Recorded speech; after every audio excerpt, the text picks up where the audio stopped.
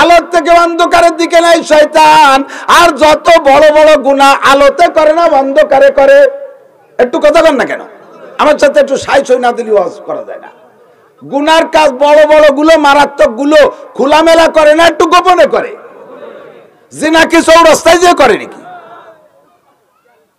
চুরি কি ওপেনে দিনের বেলা করে? একজন বলে দিনের বেলা যে সিং কাটতেছে তারা একজন তুই দিনই সিং কাটিস, গরজ বেশি, গরজ বেশি, রাত্রির সময় না পাবে না, এই জন্য দিন থাকতে পারে। তাহলে ওর মারির অভাব হবে? ওর গুঁড়ো গুঁড়ো ভেঙ্গিয়া এই চন্দ্র দিকে আড়াইশো পুলিশ তুলে বেলাতে বড় হইয়া। আল্লাহু আকবার। মদ খায় কি খোলা জায়গায় না গোপনে? গাঁজা খায় কি ওপেনে না গোপনে? একেবারে রেল লাইন ধরে জাতি জাতি যতদূর যাই তারপরে মানুষে না দেখে সেই জায়গা যাইয়া। সবচেয়ে উত্তম হলো এখন তো রাস্তা বানাই দিছে সুন্দর, রেল লাইনের পাশে বইসা অন্ধকার রাত্রে দুই চারজন বসে বসে মদের মিলাদ দেয়, গোলে বসিয়া খুব জমজমাট আড্ডা জমায়। এটা দিনের বেলা করে না, রাতের বেলা করে, লোকালয় করে না, লোকশূন্য জায়গায় করে, অন্ধকার জায়গায় করে, চুরি করে অন্ধকারে, ডাকাতি করে অন্ধকারে, এবাগাজা পেন্সিলের হিরোইন খায় অন্ধকারে, জিনা করে অন্ধকারে, সুদও খায় গোপনে, সুদও পেনে খায় না, সুদে কারবার ক্লিয়ার জায়গায় করে না। সুদে কারবার যারা করে দেখবেন তাদের এই প্রশিক্ষণ কোন জাতির আছে আল্লাহ জানে। ওনার কাছে টাকা ছিল না, টাকা না বাবু গানে টাকা তো নাই। জান বিশাল দরকার, তোর যদি একান্তই দরকার হয় আমার কাছে খালেক মোল্লা 10,000 টাকা ফিরে গেছে দিতে পারি, সে আবার লোক ভালো না, সে আবার 100 টাকা না দিলি দেয় না। খালেক মোল্লা কিন্তু নিজেই আর একজনের নাম দিয়ে লুকোচুরি করে চুট্টামি করে 2 নম্বরে, এক তো সুদে গুনাহ, 2 নম্বরে মিথ্যে কথার আর এক গুনাহ। যত যা করে সব অন্ধকারে করে। জায়গা কম হয়ে গেছে, লোক বেশি হয়ে গেছে, আপনার অনুমতি দিলে পিছনের কয়জন চলে যাবে। আলিহি ওয়া আসহাবিহি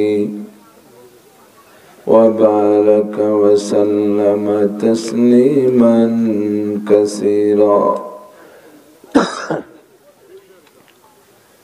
أما بعد فأعوذ بالله من الشيطان الرجيم. بسم الله الرحمن الرحيم. ويل لمن قرأها ولم يتفكر فيها. وقال محمد رسول الله صلى الله عليه وسلم: تفكروا في خلق الله ولا تتفكروا في الله فإنكم لن تقدروا قدره. صدق الله مولانا العظيم وصدق رسوله النبي الكريم. سبحانك لا علم لنا إلا ما علمتنا إنك أنت العليم الحكيم. جزى الله عنا محمدا ما هو أهله. سبحان الله وبحمده سبحان الله العظيم. رب اشرح لي صدري ويسر لي أمري واحلل عقدة من لساني يفقه قولي. رب زدني علما. اللهم بارك لنا في رجب وشعبان وبلغنا رمضان. اللهم أرنا الحق حقا وارزقنا اتباعه وأرنا الباطل باطلا وارزقنا اجتنابه. সকলে বলি আমিন। একটু দুরূদ শরীফ পড়ে নেই। আল্লাহুম্মা সাল্লি আলা মুহাম্মাদিন ওয়া আলা আলি মুহাম্মাদ কামা সাল্লাইতা আলা ইব্রাহিম ওয়া আলা আলি ইব্রাহিম ইন্নাকা হামিদুম মাজিদ। اللهم بارك على محمد وعلى آل محمد كما باركت على إبراهيم وعلى آل إبراهيم إنك حميد مجيد।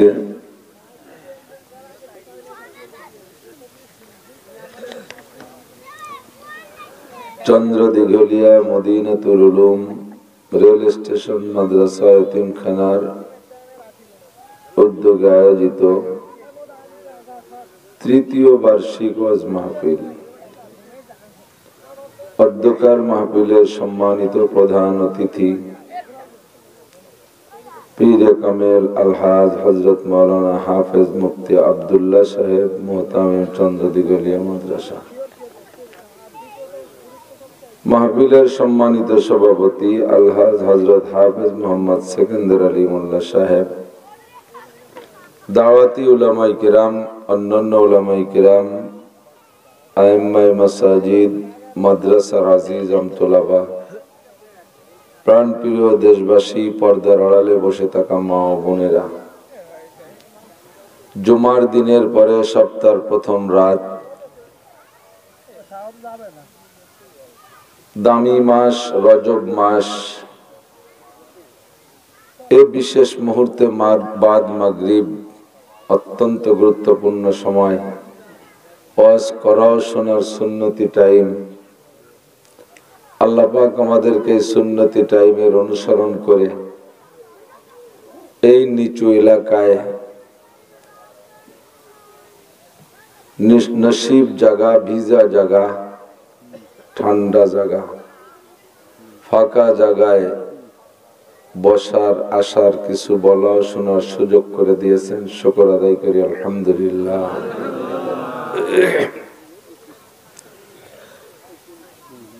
স্বাভাবিকভাবে উপর এলাকায় মাহফিল হলে নিচে যে কয়জন আছে তারা বাইয়ে সাইয়ে উপরে যায়। নিচু এলাকায় মাহফিল হলে উপরেরা নিচে গড়ে আসে না, এজন্য জনসংখ্যা কম। তারপরে স্থানীয় যারা আছেন সকলে আসলে ভালো হবে, পরবর্তী উলামায়ে কিরাম যাতে সুন্দর করে কথা বলতে পারে।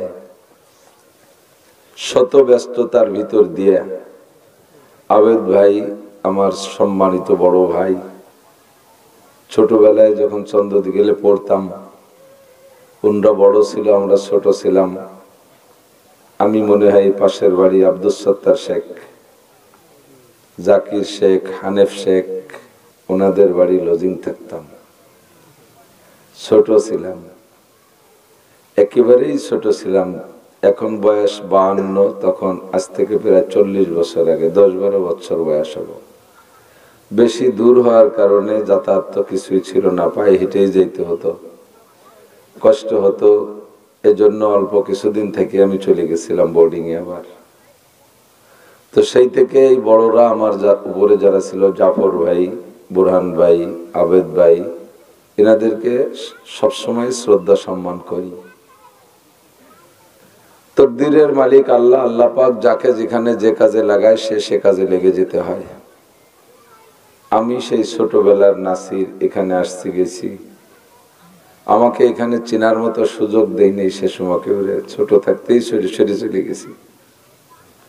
আল্লাহ পাক এখন সারা দুনিয়া ঘুরায়, সারা বাংলাদেশ ঘুরায়, দেশ বিদেশে ঘুরায়।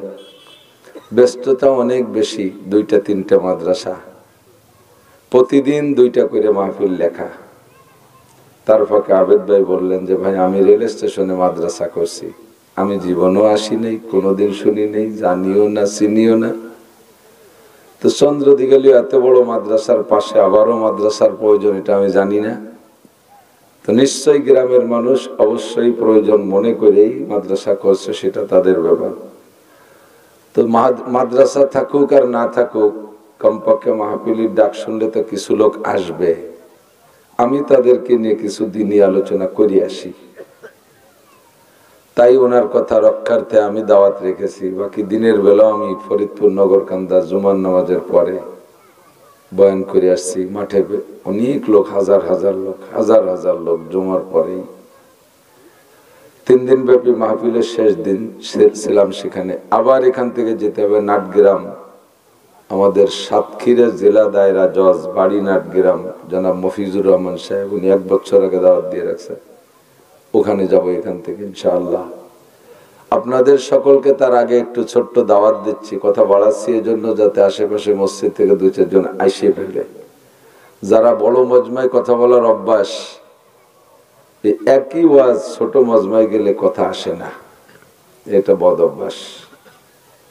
তো যাতে 2-4 জন আসে। তো আগামীকাল শনিবার আমাদের সুলতান শাহী ঘোড়াদাইর সুলতানুল মাদ্রাসা, আপনাদের মরহুম হযরত মাওলানা আব্দুল হক সাহেব রহমাতুল্লাহ আলাইহি, আমার আপন ছোট চাচা, আমার আব্বা বড়, উনি ছোট, মেজর চাচা ছিলেন আব্দুল খালেক মজুমদার। তো চাচা যান এবং নানুপুরি হুজুর রহমাতুল্লাহ আলাইহি, আমার আরেক চাচা হাফেজ মাওলানা আব্দুল মান্নান সাহেব, 3 মুরব্বী সম্মিলিত প্রতিষ্ঠিত মাদ্রাসা সুলতান শাহী মাদ্রাসা। কোনটা ছোট্ট করে একটু ঘর রেখে গিয়েছিলেন। আমি 13 সালের থেকে নিয়ে কয়েক বছর নাড়াচাড়া করে সকলের দোয়া সাহায্য সহযোগিতা নিয়ে, আমাদের এলাকা তো গরিব এলাকা, আমাদের গ্রাম সবচেয়ে গরিব গ্রাম আশেপাশের ভিতরে, আল্লাহ পাক অনেক সুন্দর একটা মাদ্রাসা দিয়েছে।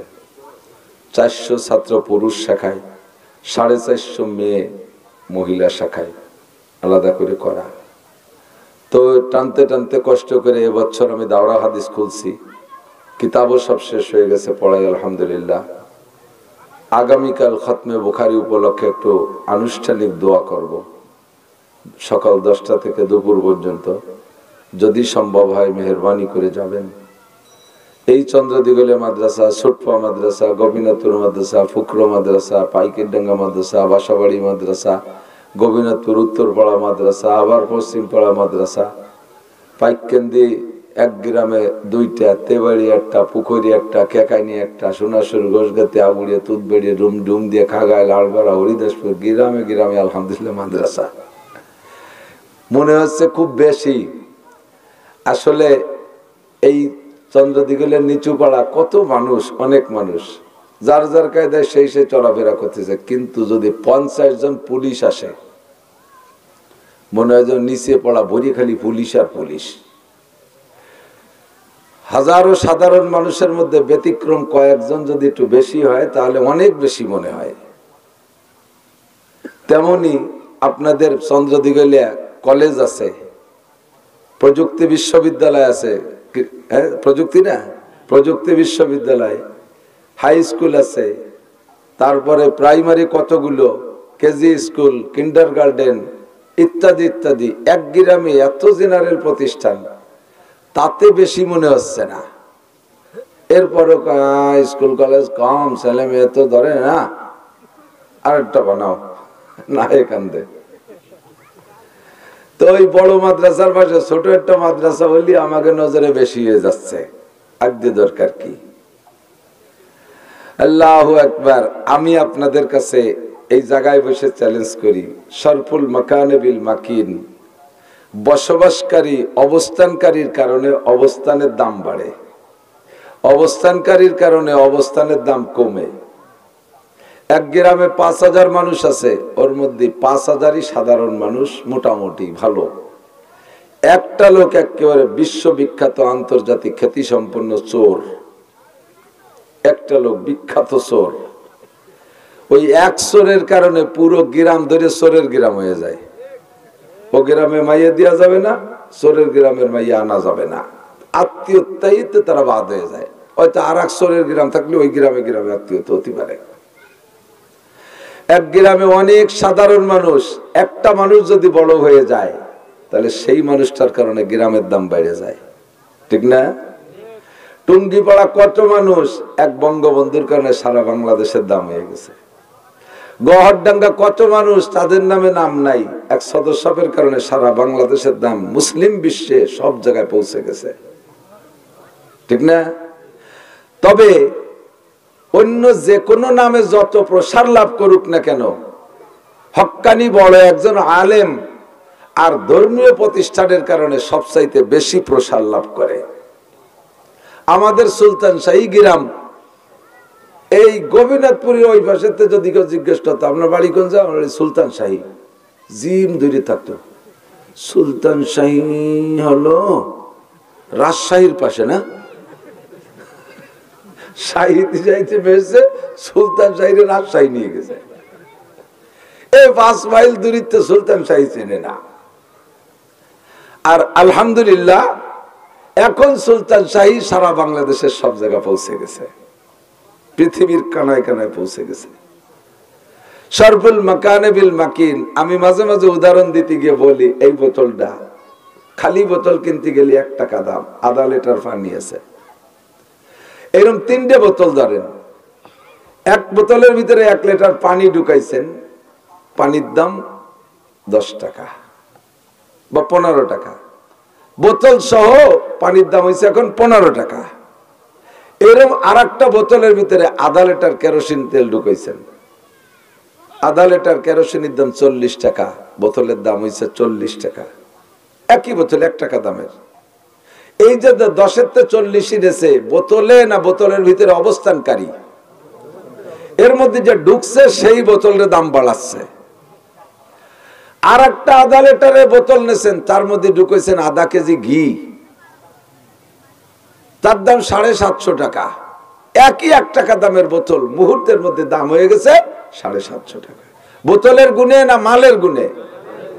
আবার আর একটা বোতলের দাম 1 টাকা, তার মধ্যে এই আধা লিটার পেশাব করে ভরি তুইছেন।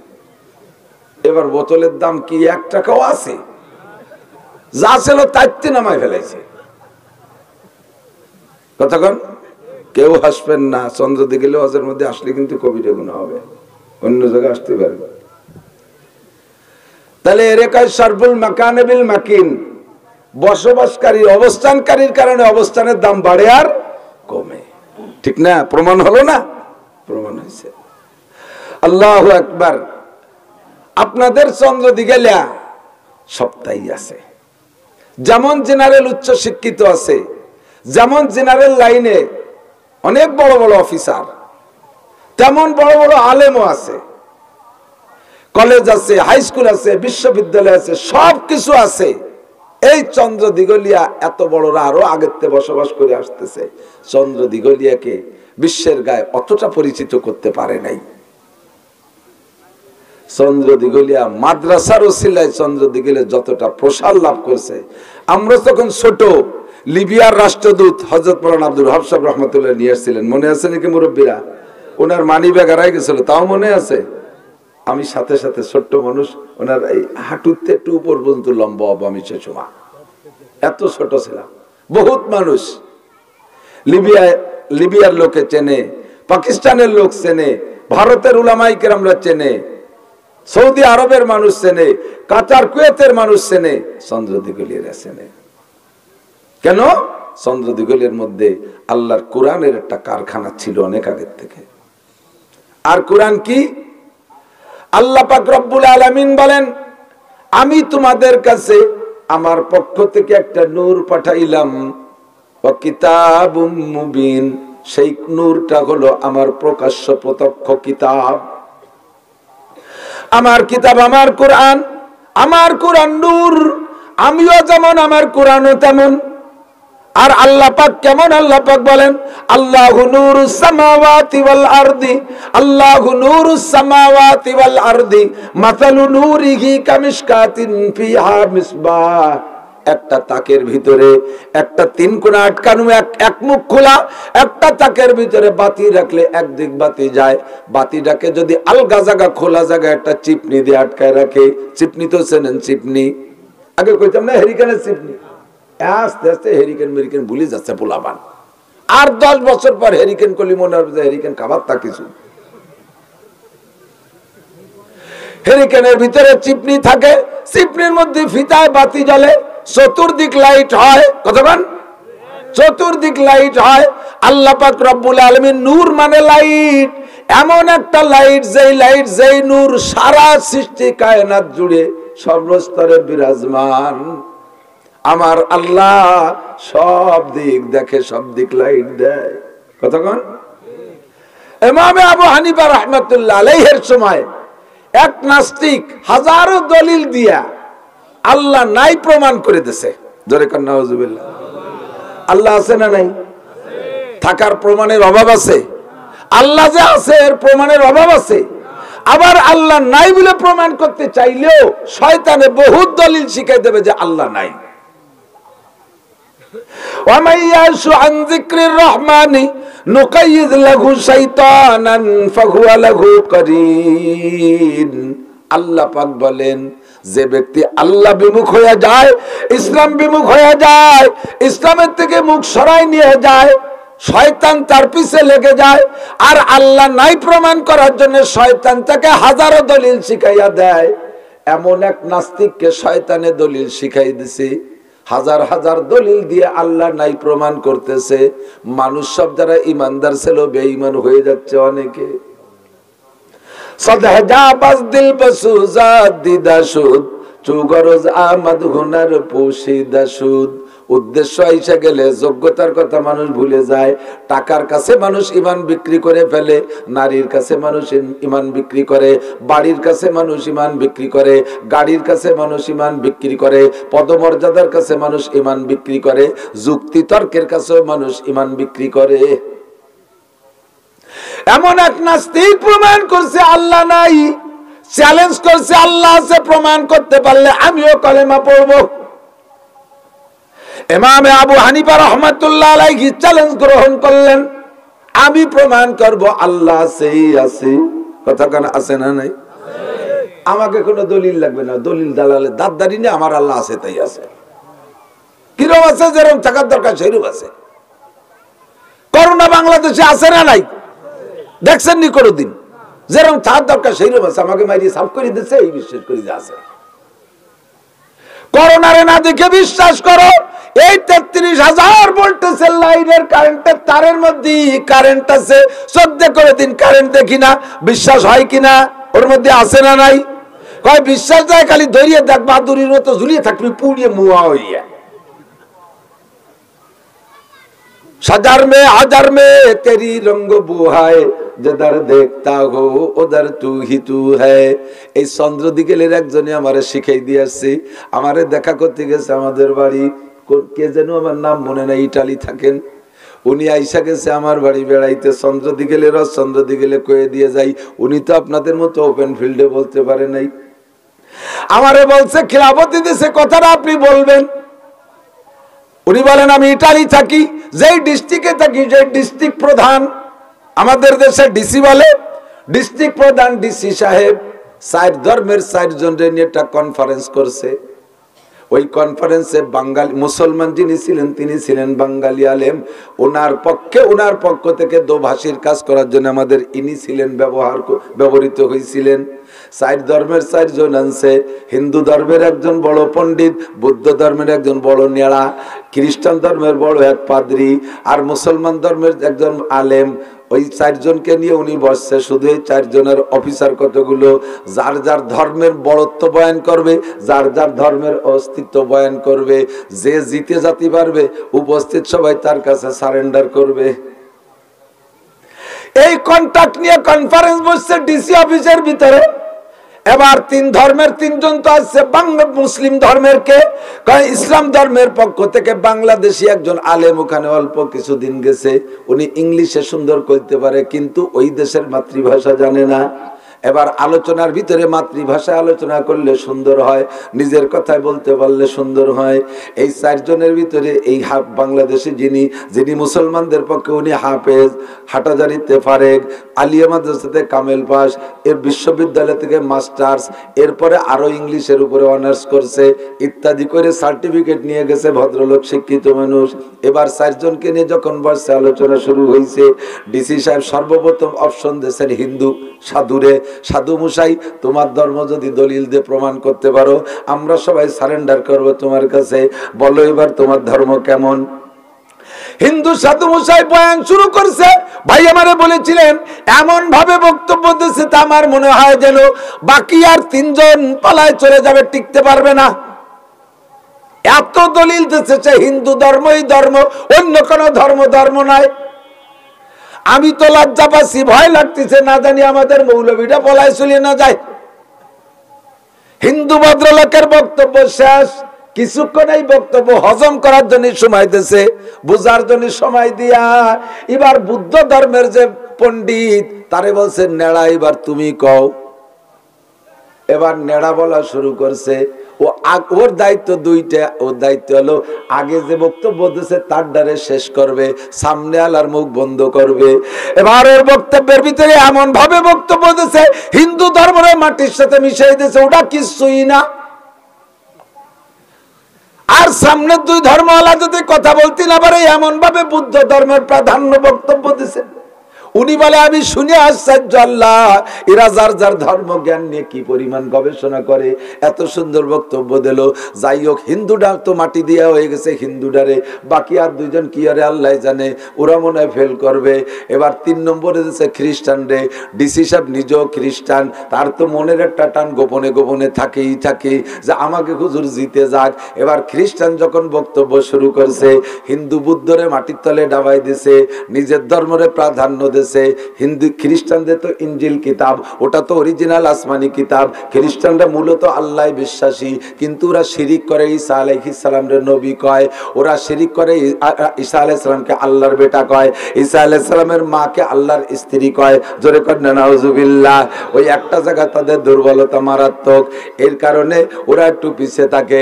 বাকি যেভাবে দলিল দালাইল পেশ করছে সমস্ত দলিলের মাধ্যমে প্রমাণ করছে হিন্দু বুদ্ধ ধর্ম কিছুই না, একমাত্র ধর্ম হলো খ্রিস্টান ধর্ম, ইসলামও কিছু না, মুখ বন্ধ করে দিছে আমার দিক। এবার 3 জনের বক্তব্য শেষ।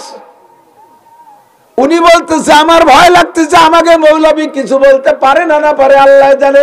3 জনে যেভাবে বক্তব্য দিছে দেখি কি করে।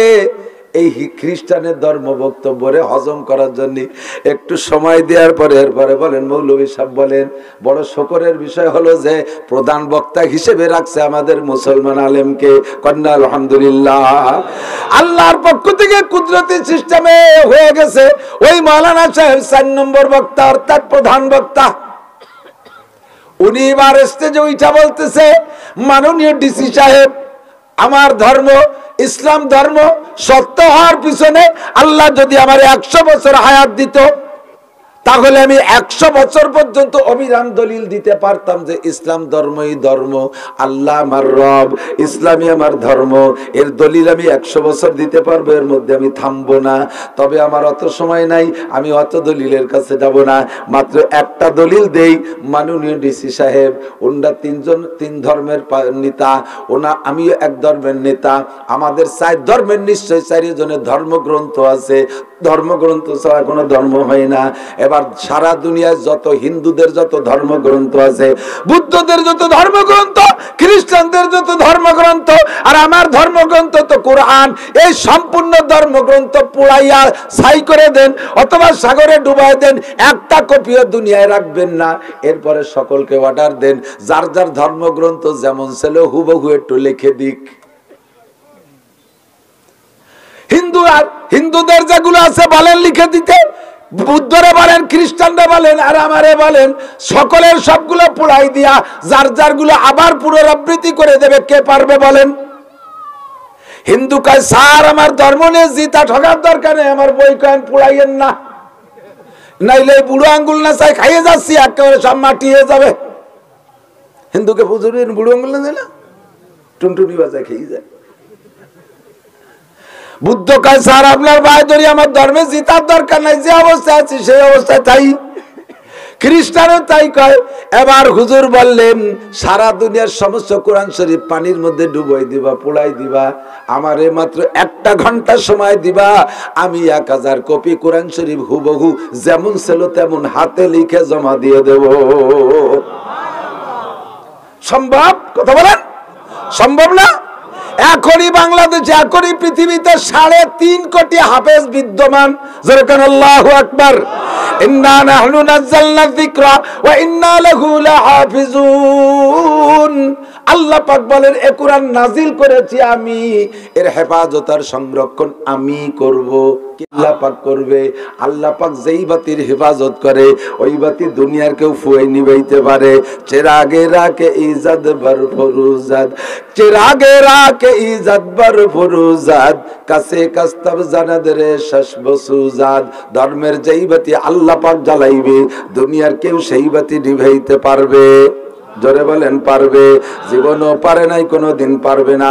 ও বন্ধু, বাস্তবে একেবারে নগদ প্রমাণ দেখেন। এদিক আমার দিক তারা আসতেছে, বক্তারা আসবে, ভিতরে বসবে। মোহতারাম সাহেব হুজুর সভাপতি সাহেব প্রধান অতিথি, হুজুর আসতে স্টেজে আসবেন, সভাপতি সাহেব স্টেজে আসবেন, এখানে আসবেন। আপনারা দেখবেন, আমার দিক তাকাবেন। সময় কম, কামাই বেশি। কামাই বেশি এবার মানে মোটা টাকা কামাই করি, তার জন্য এবার বুঝেন না। কামাই করতে আসি নেই, টাকা কামাই করতে আসি নেই। যে যা বলুক, মন্তব্য করুক, আড়ালে বললে, আমার নামে বললে হয় অপবাদ হবে, নইলে গীবত হবে, একটা কিছু হবেই হবে। কামাই বেশি মানে অল্পক্ষণের মধ্যে একটু বেশি কথা কইতে চাই। বেশি কথা মানে গালাগালি না, রাগারাগি না, কথা একটু বাড়াই করতে চাই। এই জন্য সময় যাতে নষ্ট না হয়, আমার দিক তাকান। ইমামে আবু হানিফা রাহমাতুল্লাহ আলাইহি আমার, উনি চ্যালেঞ্জ গ্রহণ করেছেন আল্লাহ আছে। কথা বলেন আল্লাহ প্রমাণ হবে কি দিয়া? বিশাল মুনাজারা মঞ্চ, বিতর্ক অনুষ্ঠান তৈরি করেছে, মঞ্চ একটা বানাইছে, স্টেজ একটা বানাইছে। ওই নাস্তিকের পক্ষে আরো চেলা নাস্তিক কতগুলো স্টেজে বসছে, ওর উপরে একটা চেয়ার রাখছে। গল্প হয়তো শুনে থাকতে পারেন। আর নিচে কথা বলার জন্য নিচে ব্যবস্থা রাখছে। আবু হানিফার স্টেজের নিচে দাঁড়ায় কথা বলবে। নির্দিষ্ট তারিখ হয়েছে, টাইম দিয়েছে, অমুক দিনের অমুক টাইম, বেলা 10টার সময় আসবা, মোনাজারা হবে। হাজার হাজার জনতা জড়ো হয়ে গেছে। আবু হানিফা আল্লাহরে প্রমাণ করবে, আর ওই নাস্তিক আল্লাহকে নাই বলে প্রমাণ করবে। এই মোনাজারা চলবে, সব মানুষ এসে বসে আছে। ইমামে আবু হানিফা ইচ্ছা করলে টাইম মতো আসতে পারতেন, উনি ইচ্ছাকৃত ভাবে 1 ঘন্টা দেরি করে আসছে। 1 ঘন্টা দেরি করে যখন আসছে, দেরি হচ্ছে, উনি টাইম মতো উপস্থিত হতে পারতেছে না। এই নাস্তিকের জায়গা দাঁড়াইয়া একা ফাঁকা, মাঝে মাঝে দেখেন না ওই আইডিয়া নাড়ইতে বন্ধ হয়ে গেছে। ছোটবেলায় দেখতে আইডিয়া নাড়ই, যদি প্রতিপক্ষ আইডিয়া না আসে, এই যেটা মাঠে গেছে ওই একা একা মাঠ গর্ত করে বেলায় দেয়। এই আইডিয়া ফাঁকা মাঠ পাইয়া নাস্তিক মাঠকে একেবারে উল্লগুল্ল করে বেড়াচ্ছে। এই তো দেখো, মৌলবীরা পারে না, আল্লাহ নাই তাই হারাই গেছে মৌলবী। চলো আমরা বিজয় স্লোগান দিয়ে চলে যাই। ইতিমধ্যে গুড়ি পায় ইমামে আবু হানিফা নরমাল পোশাকে আইসা সামনে হাজির। কি মৌলবী, তোমার আল্লাহ থাকলে তো আল্লাহ তোমার টাইম মতো নিয়ে আসতো। আমাদের আল্লাহ ফাল্লাহ দাঁড়ি না, আমরা নিজ গতিতে আসি, তাই টাইম মেনটেন করি। তোমার আল্লাহ তোমার একটু টাইম মতো নিয়ে আসতে পারলো না। আসো, এখন আসছো, কথা বলো, দেরি করছো কেন? দেরি কেন করছো? তখন ইমামে আবু হানিফা বলে, ও নাস্তিকের দল, আমি দেরি করছি কেন শোন। আমার বাড়ি নদীর উপার, নদী পার হয়ে আসতে হবে। নদীর ঘাটে চরের পার আইসা দেখি নদীতে কোনো নৌকা নাই, পারাপারের কোনো ব্যবস্থা নাই, কোনো কিছু নাই তো নাই, একেবারে নাই, বিলকুল নাই, কোনো দিক কোনো ব্যবস্থা নাই। পার হব কিভাবে? দাঁড়ায় আছি, হঠাৎ করে দেখি সঙ্গে সঙ্গে বিরাট একটা গাছ আমার সামনে তৈরি হয়ে গেল। এমনি এমনি কেউ লাগালো না, এই গেল। দেখতে দেখতে গাছটা পূর্ণ বয়স হয়ে গেল। এই গাছটা আমার সামনে নিজে ভাইরে তক্তা হয়ে গেল। কোনো লোক নাই, করাতি মারাতি সমিল টমিল কিচ্ছু নাই, অনায়াসে তক্তা হয়ে গেল। এরপরে তক্তাগুলো আবার আমার সামনে নিজে জোড়া লেগে গেল। জোড়া লাগতে সুন্দর করে একটা নৌকা হয়ে গেল। আমার সামনে কোনো লোকজন নাই, মিস্ত্রি কেউ নেই। একটা একটা করে বলে, আর নাস্তিকরা 14 মারি দাঁত বাড়াইয়া ব্যবসায় আসতে চালে তাকে, দেখো কত বড় বলদ মৌলবী। গাছ না লাগাইলে কিভাবে হয়? গাছ না পারলে করাতি ছাড়া কিভাবে তক্তা হয়? আর ওই মিস্ত্রি ছাড়া কিভাবে নৌকা হয়? একটা একটা করে ব্যঙ্গ করে হাসতেছে। এরপরে বললেন নৌকাটা এমনি এমনি নিজে উপরের থেকে নিচেই নেমে গেল। পরে আমি উঠলাম, ওর মধ্যে কোনো মাঝি মাল্লা নাই, আমার কাছেও নৌকো বেয়ে আসার কোনো ব্যবস্থা নাই। নৌকোয় উঠার সাথে সাথে নৌকোটা নিজে নিজে একা একা মাঝি ছাড়াই পার চলে আসছে। সব মিলিয়ে কতখানি কাজ, এতখানি কাজ করতে তো ঘন্টাখানিক টাইম লাগে, একটু 1 ঘন্টা পিছিয়ে পড়ে গেছে এই জন্য।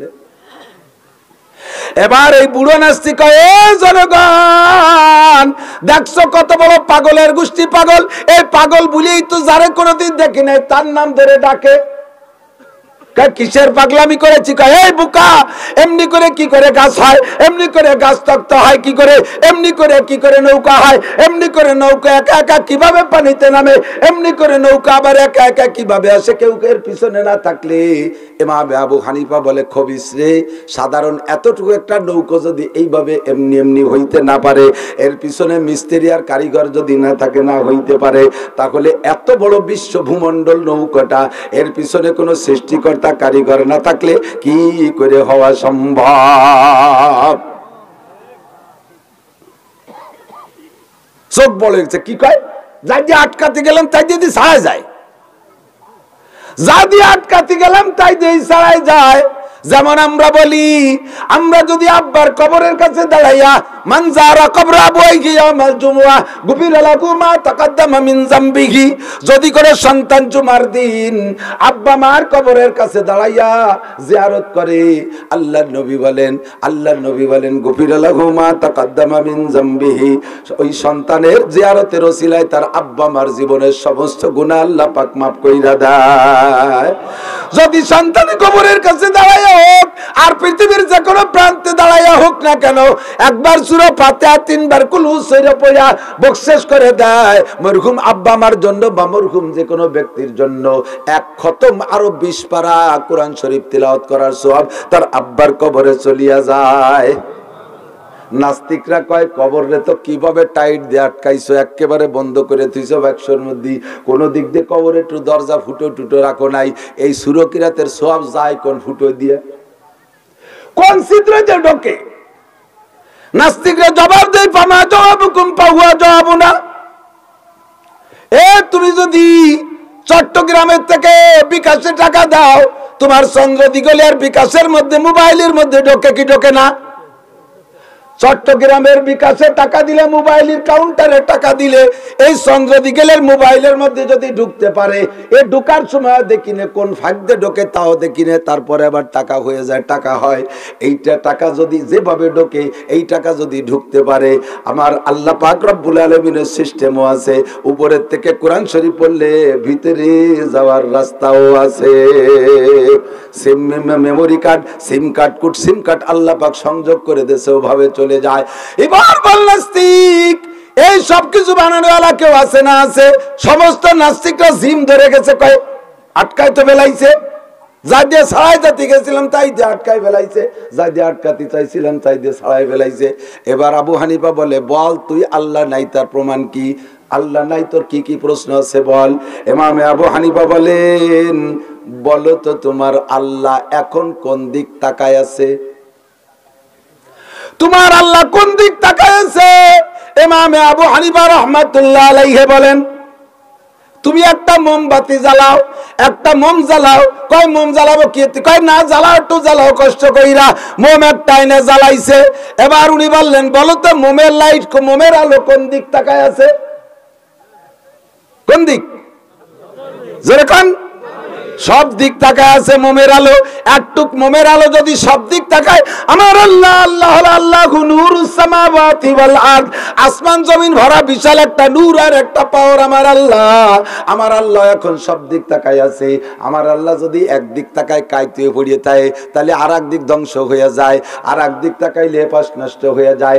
এই জন্য আমার আল্লাহ তার কুদরতি নজর সমস্ত মখলুকের উপরে একভাবে ছড়াইয়া রাখছেন, একভাবে বিস্তীর্ণ করে রাখছেন। কথা বলুন ঠিক কি ঠিক না?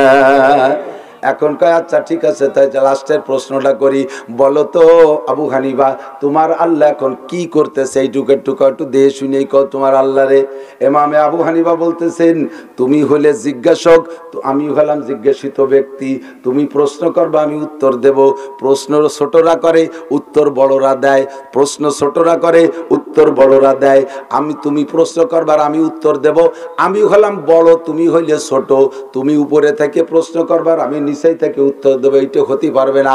তুমি ওই জায়গা থেকে নিচে আসো, আমি উপরে উঠবো, আমি নিচে তো চেয়ারে যে বসবো তা না হইলে এই প্রশ্নের উত্তর দিতে পারবো না। এখন নাস্তিক তো তারা অহমিকার আত্মগর্বে ওখানে বসে আছে, ও কোনো মতে নামবে না আর উনিও কোনো মতে উত্তর দেয় না। এবার সবাই মিলে ধরছে এই মিয়াত মুসাই তুমি নামো, এমন একটা কঠিন প্রশ্নের উত্তর দেবে, যদি তুমি নামলেই উত্তরটা দিতে পারে তাহলে আমরা শুনবো না কেন, তুমি ঠেকাতে পারবে না, নামো তাড়াতাড়ি নামো।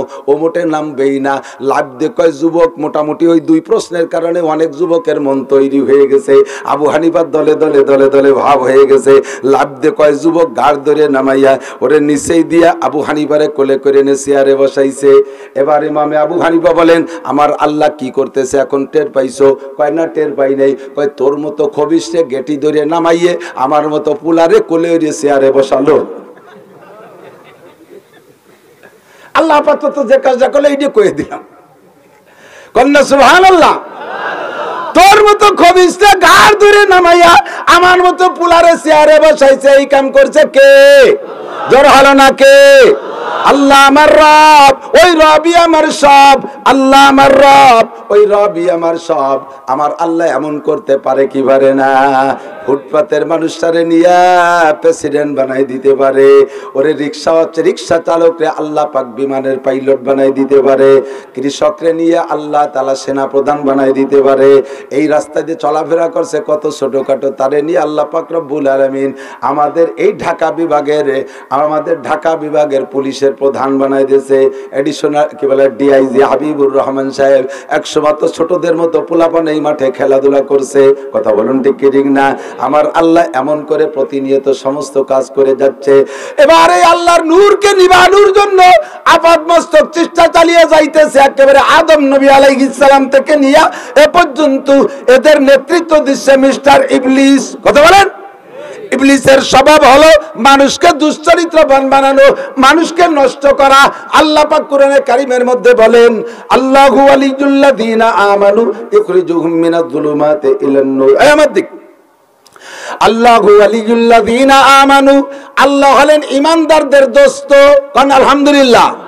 আল্লাহ হলেন ঈমানদারদের গার্জিয়ান, বলেন আলহামদুলিল্লাহ। আল্লাহ হলেন ঈমানদারদের বন্ধু। আর বন্ধু আর দোস্ত আর গার্জিয়ান হিসেবে আল্লাহ কি করেন? আল্লাহ যেমন তার কামও তেমন। কতক্ষণ তো আল্লাহ নূর, কাজেই আল্লাহ কি করে? ইখরিজুহুম মিনাজ যুলুমাতি ইলান নূর। তার এই আল্লাহ ভোলা বান্দারা অন্ধকারের মধ্যে আছে, সেখান থেকে আল্লাহ ভোলা বান্দাকে আল্লাহর নূরের মধ্যে নিয়ে আসে, আল্লাহর আলোর মধ্যে নিয়ে আসে। কলেমা পড়ানো কলেমা পড়াইয়া আলো দেয়, কোরআন পড়াইয়া আলো দেয়, নামাজ পড়াইয়া আলো দেয়, রোজা রাখাইয়া আলো দেয়। এদিক যেই ব্যক্তি কোরআন পড়ে আর নামাজ পড়ে, ও যে অন্ধকারের থেকে আলোর দিকে আসছে তার চেহারা দেখলে বোঝা যায়। আমি চ্যালেঞ্জ করি, দেখবেন একটা কালো দাইপুয়া কালো, আপনারা তো বিলঞ্চলের মধ্যে ভাবছিলেন দাইপুয়া কালো জারকায়, এইরকম দাইপুয়া কালো একটা লোক আমার মতো বেঢঙ্গা, এও যদি নিয়মিত 40 দিন জামাতে নামাজ পড়ে আর কোরআনে কারীম সকালবেলা তিলাওয়াত করে, দেখবেন সীমাহুম ফি উজুহিহিম মিন আথারিস সুজুদ, ওর চেহারার মধ্যে সিজদা দেওয়ার কারণে, আল্লাহ পাককে সিজদা দেওয়ার কারণে, কোরআনে কারীম তিলাওয়াতের কারণে ওর চেহারার মধ্যে কোরআনের একটা নুরানি ফোকাস ভেসে ওঠে। কালো হইল সিকসিক করে, কালো হইল চেহারার মধ্যে নম্রতা ভদ্রতা, আর উজ্জ্বল চাঁদের মতো চেহারা। আল্লাহ বিমুখ নাস্তিক যদি হয়, নামাজ পড়ে না, আল্লাহর কথা মানে না, কোরআন বিশ্বাস করে না, কোরআন পড়ে না, এমন যদি সুন্দরী রূপসী নারীও হয়, এমন যদি যদি সুদর্শন পুরুষ হয় ও দোস্ত দেখবেন তার ফর্সা চেহারার মধ্যে কালো একটা মেঘাচ্ছন্ন ছায়া ভেসে ওঠে। ওর চেহারার মধ্যে হিংস্র ভাব, ওর চেহারার মধ্যে অভদ্র ভাব, ওর চেহারার মধ্যে অসভ্য ভাব, ওর চেহারার মধ্যে অভদ্র ভাব, ওর চেহারার মধ্যে বেয়াদবির ছোঁয়া ভেসে ওঠে। হোক সে ফর্সা, তার সাথে মানুষে কথা বলতে চায় না। আর কালো মানুষটা যদি নামাজি হয়, চেহারাটা মলিন থাকে, ওযু বানায় নামাজ পড়ে যখন বের হয়, বড় একজন অফিসার, তার সাথে যে কেউ কথা বললে কথা বলে। কথা বলুন ঠিক কি ঠিক না? আল্লাহু আলিয়্যুল্লাযীনা আমানু ইখরিজুহুম মিনাজ যুলুমাতি ইলান নূর। ইসলাম হলো নূর, আল্লাহ হলো নূর। আমরা কোরআন শরীফ, আমরা ওযু বানানোর সময় দোয়া পড়ি, আল ইসলামু নূরুন। বলেন আল ইসলামু নূরুন আল কুফরু যুলমা, আল ইসলামু হাক্কুন আল কুফরু বাতিলুন। পড়েন না মাঝে মাঝে? ইসলাম নূর, এর মধ্যে যেই আসে সে নূর হয়ে যায়। আর আলোর মধ্যে গুনাহ করা যায় না, আলোর মধ্যে গুনাহ করা যায়। গুনাহ করতে, বড় বড় গুনাহ করতে অন্ধকারে যা লাগে, আল্লাহ তাই বলে আল্লাযীনা কাফারু আউলিয়াউহুমুত তাগুত ইখরিজুহুম মিনাজ যুলুমাতি ইলান নূর ইখরিজুনাহুম মিনার নূরি ইলা যুলুমাত। আর যারা বেঈমান, যারা আল্লাহ মানে না, যারা কোরআন মানে না, আখিরাত মানে না, শরীয়ত মানে না, এদের বন্ধু হলো শয়তান। এদের বন্ধু শয়তান। শয়তানের কাজ কি? ইখরিজুনাহুম মিনান নূরি ইলা যুলুমাত। সে মানুষদেরকে আলোর থেকে অন্ধকারে না, যুবক আমার দিক তাকাও, আলোর থেকে অন্ধকারের দিকে নাই শয়তান। আর যত বড় বড় গুনাহ আলোতে করে না, অন্ধকারে করে। একটু কথা বল না কেন? আমার সাথে একটু সাইসই না দিলে ওয়াজ করা যায় না। গুনার কাজ বড় বড় গুলো, মারাত্মক গুলো খোলামেলা করে না, একটু গোপনে করে। জিনা কি চৌরাস্তায় যে করে নাকি? চুরি কি ওপেনে দিনের বেলা করে? একজন বলে দিনের বেলা যে সিং কাটতেছে, তারা একজন তুই দিনই সিং কাটিস, গরজ বেশি, গরজ বেশি, রাত্রির সময় না পাবে না, এই জন্য দিন থাকতে পারে। তাহলে ওর মারির অভাব হবে, ওর গুঁড়ো গুঁড়ো ভেঙ্গিয়া এই চন্দ্র দিকে আড়াইশো পুলিশ তুলে বেলাতে বড় হইয়া। আল্লাহু আকবার। মদ খায় কি খোলা জায়গায় না গোপনে? গাঁজা খায় কি ওপেনে না গোপনে? একেবারে রেল লাইন ধরে জাতি জাতি যত দূর যাই, তারপরে মানুষে না দেখে সেই জায়গা যাইয়া। সবচেয়ে উত্তম হলো এখন তো রাস্তা বানায় দিছে সুন্দর, রেল লাইনের পাশে বইসা অন্ধকার রাত্রে দুই চারজন বসে বসে মদের মিলাদ দেয়, গোলে বসিয়া খুব জমজমাট আড্ডা জমায়। এটা দিনের বেলা করে না, রাতের বেলা করে, লোকালয় করে না, লোকশূন্য জায়গায় করে, অন্ধকার জায়গায় করে, চুরি করে অন্ধকারে, ডাকাতি করে অন্ধকারে, এবাগাজা ফেন্সিলের হিরোইন খায় অন্ধকারে, জিনা করে অন্ধকারে, সুদও খায় গোপনে, সুদও পেনে খায় না, সুদে কারবার ক্লিয়ার জায়গায় করে না। সুদে কারবার যারা করে দেখবেন তাদের এই প্রশিক্ষণ কোন জাতি আছে আল্লাহ জানে। ওনার কাছে টাকা ছিল না, টাকা না বাবু গানে টাকা তো নাই, জান বিশাল দরকার। তোর যদি একান্তই দরকার হয়, আমার কাছে খালেক মোল্লা 10,000 টাকা ফিরে গেছে দিতে পারি, সে আবার লোক ভালো না, সে আবার 100 টাকা না দিলে দেয় না। খালেক মোল্লা কিন্তু নিজে আর একজনের নাম দিয়ে লুকোচুরি করে, চুট্টামি করে। 2 নম্বরে এক তো সুদে গুনাহ, 2 নম্বরে মিথ্যে কথার আর এক গুনাহ। যত যা করে সব অন্ধকারে করে। জায়গা কম হয়ে গেছে, লোক বেশি হয়ে গেছে, আপনার অনুমতি দিলে পিছনের কয়জন চলে যাবে, বোঝেন নাই? হজের তালে কই বেলাইছি বলে টের পাইনি। সামনে আগায় বসবেন তো জান্নাতের দিক আগানো হবে। আর যে যতটুকু জায়গা ছেড়ে দিয়ে আসবেন, আল্লাহ পাক তাকে জান্নাতের মধ্যে অতটুকু জায়গা দেবে কমপক্ষে। তাফাসসাহু ওয়া ইযা কিলা লাকুম তাফাসসাহু বিল মাজালিসি ফাফসাহু ইয়াফসাহিল্লাহু লাকুম। যদি তোমারে মজলিসের মধ্যে জায়গা দিতে বলে, তাহলে জায়গা দাও, আল্লাহ তোমারে জান্নাতের মধ্যে জায়গা দেবে। একটু জিকির করি, লা ইলাহা ইল্লাল্লাহ, লা ইলাহা ইল্লাল্লাহ। বলেন লা ইলাহা ইল্লাল্লাহ।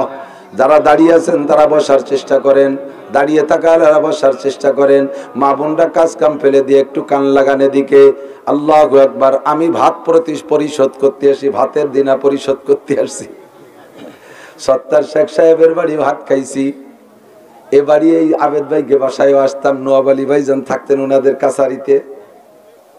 আসলে মাঝে মাঝে আবেদ ভাইয়ের আম্মা ওনারে খাবার দিতেন, পিঠে আটা বানাইলে। ছোট মানুষ ছিলাম তো, লোভ তো একটু থাই কুটিকালে, আর অভাবের দিন ছিল, মাঝে মাঝে দ্বিতীয় একটু খাইতাম।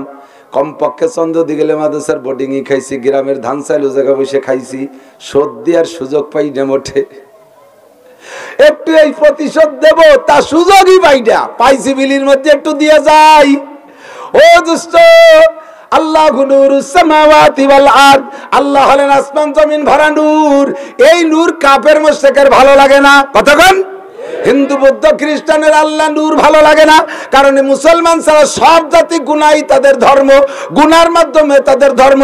দেখেন দুটিয়া লাফাতি লাফাতি ঢোল বাড়ুতি বাড়ুতি দাওয়াতি দাওয়াতি কাঁচা কান খুলিয়ে ফাঁসা খালি হয়ে গেছে, তারপরে ভালাতি, এর নাম বলে ইবাদত। বেঢঙ্গা ভাবে সাইজা গুজা গুলার মতো রাস্তায় দিয়ে দৌড়ায় বেড়ায়, তার নাম বলে ইবাদত। ইসলামে যারা গুনাহ বলে, অন ইসলামে তারা ইবাদত বলে। কাজেই তারা ইবাদতের প্রলোভন দিয়ে হাজারো মানুষকে নষ্ট করতেছে, আমাদের চরিত্র ধ্বংস করতেছে। কথা বলেন ঠিক কি ঠিক না? ইসলামের পোশাক কত সুন্দর, ইসলামের পোশাক সবচাইতে সুন্দর। মুসলমানের গাছ থেকে ইসলামের পোশাক খুলে ফেলাই দিয়া, বুদ্ধি দিয়ে, কায়দা করে, কৌশল করে, যুক্তি দিয়ে, বিভিন্ন প্ল্যান প্রোগ্রাম দিয়ে আমাদের গায়ের থেকে সুন্নতি পোশাক খুলে তাদের পোশাক পরাই দিয়েছে, তাদের পোশাক পরাই দিয়েছে। অথচ ইসলামী পোশাকের মতো পোশাক হয় না। কতক্ষণ এখনো পর্যন্ত পাঞ্জাবি জুব্বা জামা পাগড়ি টুপির মতো ভালো পোশাক হয় না, যার কারণে তোমার জীবনের শ্রেষ্ঠ জায়গা, জীবনের শ্রেষ্ঠ দিন, সবচাইতে ভালো দিন যেইটা, সেই দিনটা তুমি সুন্নতি পোশাক পরো। একজন পুরুষের জীবনে সবচাইতে আনন্দের দিন কোনটা? যেদিন প্রধানমন্ত্রীর সাথে সাক্ষাৎ করছে সেই দিন, প্রেসিডেন্টের সাথে সাক্ষাৎ করছে সেই দিন, যেদিন উড়াকান্দি গেছে সেই দিন। একজন মুসলমান পুরুষের জীবনে সবচাইতে আনন্দের দিন তার বিয়ের দিন। সারা জীবন ভরে অপেক্ষা করতেছে, বিয়ে করব বিয়ে করব বিয়ে করব ইত্যাদি ইত্যাদি। এইভাবে ভাবতি ভাবতি বিয়ে যেদিন প্রস্তুত হয়ে গেছে, সাজিয়ে গুজে যায়, সেই দিন তোমার প্যান্ট শার্ট পরার অভ্যাস যদি আগেতে থাকেও, গোপালগঞ্জ যাইয়া সুন্দর একটা পাঞ্জাবি পায়জামা আনো, সারা বছরের মধ্যে টুপি মাথায় দাও নাই, ওই দিন তুমি একটা পাগড়িও কিনে আনো। কাপড়ের পাগড়ি না হলেও কাগজের পাগড়ি, একেবারে রাজা সাইজে চলিয়েছে পাগড়ি বাঁধিয়ে, বোঝা যায় যে জীবনের সবচাইতে দামি দিন যেই পোশাক ব্যবহার করেছো, ওই পোশাকটা তোমার সবচাইতে পছন্দের। আর ওইটা হিসেব করে দেখো, সুন্নতি পোশাক, পাঞ্জাবি পরা আছে তোমার, পাজামা পরা আছে তোমার। এই ইউনিয়নের বর্তমান আমার যে এই চেয়ারম্যান সাহেবের সাথে ও ভারী পিড়িত ছিল, জাবেদ ভাই না, বিকেল বেলা আমি ছোট হলে আমার আতরি নিয়ে ঘুরে বেড়াতো, ওই সরপাড়া চলে যেতাম ওনার সাথে। পরে উনি বড় হইয়া হেডমাস্টারে অনেক উপরে বাচ্চা চেয়ারম্যান হয়ে গেছে, আমি ছোট মানুষ সেখান থেকে ঘুরে বেড়ে বেড়াইছি। যাই হোক, চলে যাই, জায়গা মতো সভাপতি আছে, হিম্মত বাড়িয়ে গেছে, জোরে কান আল্লাহু আকবার। ও দোস্ত, এবার আমাদের গায়ের থেকে সব সুন্নাতকে খুলে ফেলাই দিয়ে আমাদের ল্যাংটা বানাই দিয়েছে। তাদের বুদ্ধিতে, তাদের সাইন্স আর গবেষণা দিয়ে আমাদের পোশাক পরাইতে পরাইতে আলোর থেকে কত অন্ধকারে নিয়ে গেছে, কত নিচে নামাই ফেলাইছে। যুবকদের যে প্যান্ট পরাই ছেড়ে দিয়েছে, প্যান্ট পরানোর পরে প্যান্ট যা পরে তা তো সকলেই জানেন, একটু যদি বাজ হয়, কুজো হয়, রুকু দেয় বা উটাক্কা উড়ো বসে, মনে হয় যেন পায়খানা করতে বসে, পাশাতে খানিক সরিয়া করে অর্ধেক খুলিয়ে বার হয়ে যায়। দেখছেন কি দেখেন নাই? মানুষের সামনে বেহায়া করে ছাড়ছে, সামনের দিক দিয়ে নামাই ফেলাইছে, পিছনের দিক দিয়ে নামাই ফেলাইছে, অর্ধউলাঙ্গিরি করে ফেলাইছে। এরপর আবার আইসু দিয়ে কুপাই দিয়েছে, 3 কোপ দিয়েছে রানের উপরে, এক হাঁটুর উপরে একটা, মাঝখানে একটা, একেবারে বেকায়দা আর একটা, 3 কোপ দিয়ে আদা ল্যাংটা বানাই ছাড়িয়ে দিয়েছে। নারী আর পুরুষের সবগুলোরে ল্যাংটা বানাইছে। এই সমস্ত কুবুদ্দির নেতা হলো মিস্টার ইবলিস। আল্লাহ বলেন, ওয়াল্লাযীনা কাফারু আউলিয়াউহুমুত তাগুত, যারা কাফের বেঈমান তাদের গার্জিয়ান হলো, তাদের বন্ধু হলো তাগুত, মানে এখানে শয়তান। ইউখরিজুনাহুম মিনান নূরি ইলা যুলুমাত, মানুষকে আলোর থেকে অন্ধকারের দিকে নিয়ে যায়। আর আল্লাহ হলেন আমাদের বন্ধু, আমাদেরকে অন্ধকারের থেকে আলোর দিকে নিয়ে আসে। আল্লাহ পাক আমাদেরকে আলোর দিকে নিয়ে আসছে। এবার এই আলো নিবেনোর জন্য তারা সর্বকালে চেষ্টা চালাইতেছে, বিভিন্ন পদ্ধতি, বিভিন্ন পদ্ধতিতে, এক এক সময় এক এক কৌশল নিয়ে আসে। এক সময় পাঠাইছে সুতাই হারে নবী বানাইয়া আমাদের নবীর মোকাবেলায়, এরপরে পাঠাইছে তুলাই হারে নবী বানাইয়া আমাদের নবীর ধর্মকে আলোকে নিবেনোর জন্য, এরপরে পাঠাইছে আসওয়াদে আনাসিকে নবী বানাইয়া আমাদের নবীর আলোকে নিবেনোর জন্য, এরপরে পাঠাইছে মুসাইলামাতুল কাজ্জাবরে আমাদের নবীর আলোকে নিবেনোর জন্য, আল্লাহর বাতি নিবেনোর জন্য, এরপরে পাঠাইছে গোলাম আহমদ কাদিয়ানি রে, ভারতের গোলাম আহমদ কাদিয়ানি রে পাঠাইছে আমাদের ধর্মের বাতি নিবেনোর জন্য, নবুয়তি দাবি করাইয়া। এ যুবক, তোমরা সাক্ষী দাও, গোলাম আহমদ কাদিয়ানি কি নবী? জোরে যদি কেউ গোলাম আহমদ কাদিয়ানীর নবুয়তি প্রচার দিতে আসে, তোমরা কি তারা ফুলের মালা দিয়ে বরণ করবা? কি দিবা আল্লাহ বাসালি? জুতোর বাড়ি। কথা বলেন, কিসের মালা? জোর হলো না? খালি জুতো না, তলে কিছু থাকবে, আরো কিছু মাকাইয়া দিবা। আমার দেশে দুনিয়ার কোন নবী লাগবে না। আমার নবী বলেন আনা খাতামুন নবিয়্যিন লা নাবিয়্যা বাদি।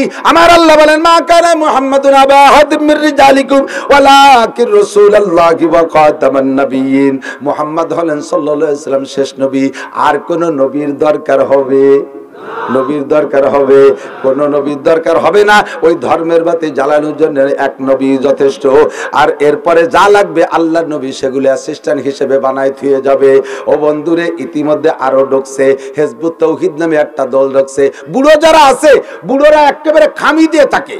ওই 50 বছর 60 বছর আগের থেকে যে কায়দা আমল করে আসতেছে, এখন যত যুক্তি দেওয়ার দলিল দিয়ে বুড়োরে সরাতে চাক, বুড়ো এইভাবে গাদ বাঁধে, যাবো না, ঠ্যাং থাকবে এবার, কাম চলে যাবে উপর। তবুও হ্যান্ড আমারও ওহাব মাওলানা এই চিয়ে দিয়ে গেছে, আছে না? আমার চাচা হযরত মাওলানা আব্দুল ওহাব সাহেব আপনাদের বাড়ি বাড়ি গ্রামে গ্রামে ঘুরছে।